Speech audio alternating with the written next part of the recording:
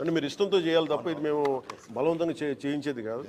And we request you more అంటే అంటే ఎందుకంటే మీరు ఫస్ట్ ఆఫ్ ఇట్స్ కైండ్. ఎందుకంటే ఇట్లాంటి ప్రాజెక్టు అంటే రాళ్ళు రప్పల్లో అంటే మీరు చూడండి, ఒక వ్యక్తి ఏదో పని మీద వెళ్తా కూర్చోబెట్టి హెలికాప్టర్ రాళ్ళు రప్పల్లో ఆయన ఒక 10,000 మందికి ఉద్యోగం చూడగలిగాడు. ఒక 40,000 మందికి ఈ రోజున చూస్తే నాకు చాలా ఆశ్చర్యం వేసింది. ఎక్కడో అసలు దారి కూడా లేదు, హెలికాప్టర్ అసలు దారి ఏం కనిపించలేదు. కానీ 40,000 మందికి దాదాపు భవిష్యత్తులో ఇంకొక 10,000 మందికి డైరెక్ట్ ఉపాధి కల్పించడం, ఇవన్నీ రాళ్లలో రప్పల్లో ఇంత ఉపాధి అవకాశాలు చూసినందుకు మనస్ఫూర్తిగా గ్రీన్కో కంపెనీ యాజమాన్యానికి మనస్ఫూర్తిగా నా ధన్యవాదాలు, హోల్ హార్టెడ్లీ. అంటే ఈ ప్రాజెక్ట్ నేను ఇందాక అడిగింది ఏంటంటే, అందరినీ మా పేషెంట్ కూడా అడిగింది, అసలు ఈ ప్రాజెక్టు దీని ఏం చేస్తే ఈ ప్రాజెక్ట్ నాకు అర్థమయ్యే మామూలు భాషలో చెప్పండి. నాకు ఈ మెగావాట్లు గిగావాట్లు నాకు ఎన్ని కొంచెం అర్థం కావడం కొంచెం ఇబ్బందిగా ఉంటుంది.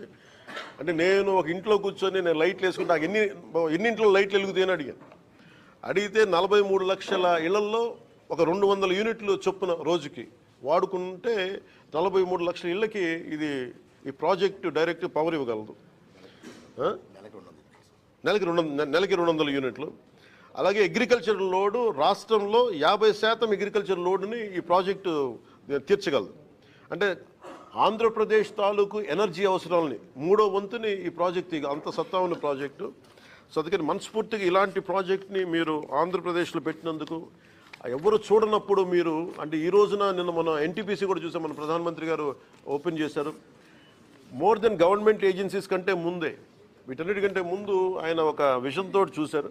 అది మనస్ఫూర్తిగా చలమశెట్టి అనిల్ గారికి మనస్ఫూర్తిగా నా ధన్యవాదాలు తెలియజేసుకుంటాం. అలాగే సంపూర్ణంగా మేము ఏదైనా ఇష్యూ ఉంటే ఫర్దర్గా మా డిఎఫ్ఓ గారు కూడా ఇక్కడే ఉన్నారు, నా దృష్టికి ఆవిడే తీసుకొచ్చారు. ఇది కొంచెం పారదర్శకంగా we are here to encourage, at the same time any corrections ఉంటే మీరు ఏదైనా కొంచెం పెద్ద మనసుతో కొంచెం సహకరించండి, మేము కూడా అలాగే సహకరిస్తామని తెలియజేసుకుంటాం. థ్యాంక్ యూ అండ్ జై హింద్.